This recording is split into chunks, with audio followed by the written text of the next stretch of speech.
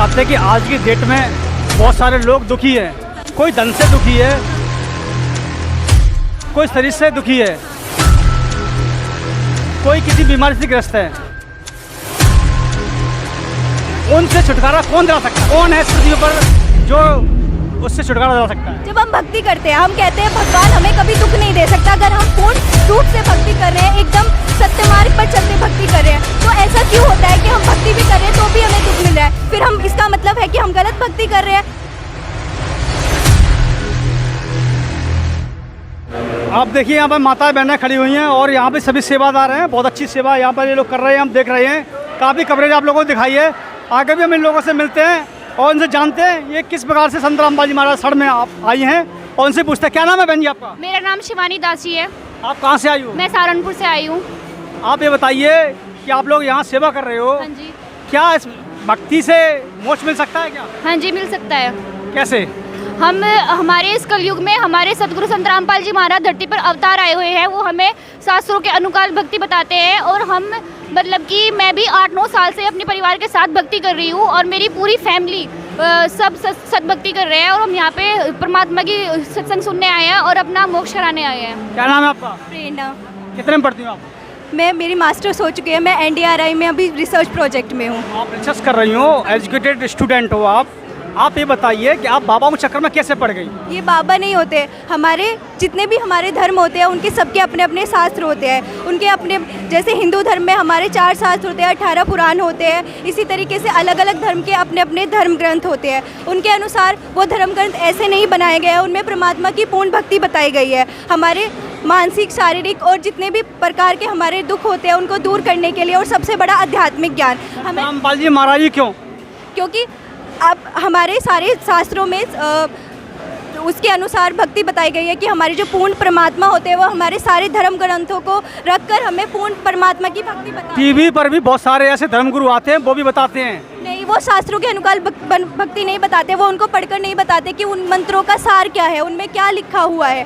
वो सिर्फ हमें बताएंगे। वो कबीर के दोहे गाते हैं, पर वो उनको ये नहीं बताते कि वो पूर्ण परमात्मा के रूप में आए हुए हैं, जो कि हमारे सारे शास्त्र सिद्ध करते हैं। हमारे जो पूर्ण गुरु होते हैं, गीता के अनुसार बताया गया है, वो आपको शास्त्रों के अनुसार भक्ति बताते हैं। वो हमें ये, उसमें हमारे सब शास्त्रों के अनुसार भक्ति लिखी गई है। इसीलिए संत रामपाल जी महाराज पूर्ण अवतार रूप में आए हुए हैं। आज उनका 72वां अवतरण दिवस है। हम जानना चाहते हैं कि आज की डेट में बहुत सारे लोग दुखी हैं। कोई धन से दुखी है, कोई शरीर से दुखी है, कोई किसी बीमारी से ग्रस्त है। उनसे छुटकारा कौन दिला सकता है? संत रामपाल जी ऐसा महाराज कौन है इस पृथ्वी पर जो उससे छुटकारा दिला सकता है?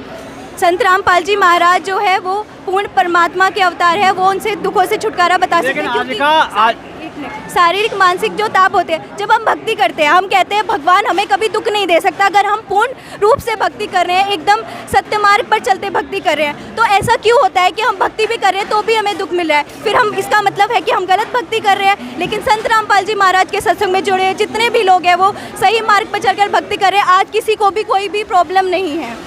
अच्छा बहन जी, आप बताइए, बहुत सारे लोग वृंदावन जाते हैं या श्री कृष्ण जन्मस्थली पर जाते हैं, वहाँ लाखों की संख्या में बरसाना जाते हैं और वो लोग कहते हैं हमारे भगवान यही है और इसी से मोक्ष मिलेगा, और आप कह रहे हैं हमारे गुरु जी। जब पूरा का पूरा गीता का ज्ञान हो चुका था, उसके बाद जब थोड़े टाइम बाद युधिष्ठिर जी ने श्री कृष्ण से सवाल किया कि हे भगवान, हम फिर से गीता का सार सुनना चाहते हैं, तो उन्होंने कहा मैंने तो गीता बोली ही नहीं थी, जिसने गीता बोली थी वो तो मैं हूँ ही नहीं। इसका मतलब वो खुद पूर्ण परमात्मा नहीं है। गीता में उन्होंने खुद कहा है कि उस परमात्मा की भक्ति करनी चाहिए जिससे हमें मोक्ष प्राप्त हो। अच्छा बहन जी बताइए, बहुत से लोग कहते हैं ओम नमः शिवाय, राम राम जपो, इससे मोक्ष हो जाएगा? नहीं, ऐसा कुछ नहीं है। हमें अभी जैसे इन्होंने बताया है कि हमारे सतगुरु संत रामपाल जी महाराज हमें वेदों के अनुसार भक्ति कराते हैं। वो साक्षात मतलब सत्संग में हमारे परमात्मा वेद खोलकर उंगली रख कर हमें एक एक चीज़ बता रहे हैं। आज का समाज सब पढ़ा लिखा है और हमारे परमात्मा हमें बता रहे हैं, खुलकर दिखा रहे हैं। अगर हम तब भी आँख बंद करके बैठेंगे तो उसका कुछ इलाज नहीं है। अब सब पढ़े लिखे हैं, वो खुद खोल के देख सकते हैं। आप पढ़े लिखे स्टूडेंट हो, आप बताइए, सबसे बड़ा तो माता पिता गुरु होते हैं और आप इन चक्कर में पड़ गई। बताओ, माता पिता से बड़ा गुरु कौन हो सकता है?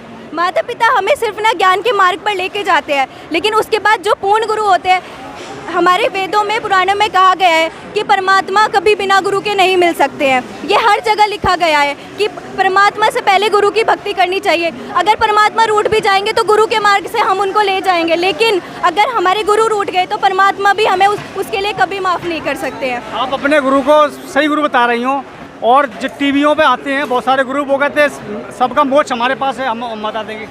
नहीं, वो हमें शास्त्र के अनुसार उसको प्रूफ भी तो करके दिखाए ना।